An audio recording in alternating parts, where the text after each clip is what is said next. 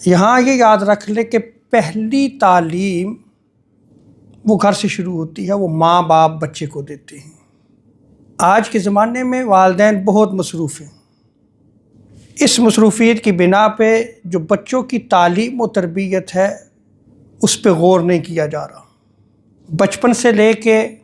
اس کی جوانی تک، پھر جوانی میں ان بچوں کو دین کی جو بیسک ایجوکیشن ہے یہ والدین کی ذمہ داری ہے، وہ ان کو دیں، انہیں سمجھائیں۔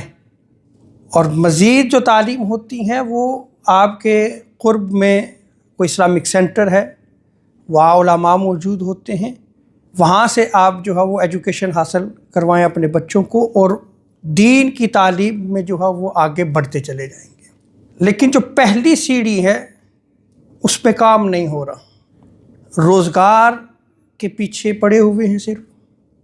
اس کی فکر ہے، بچوں کی جو دنیاوی سہولیات ہیں اس کے پیچھے ہیں ہم، لیکن جس سے بچے کی دنیا اور آخرت سنورنی ہے اس کے پیچھے نہیں ہیں ہم۔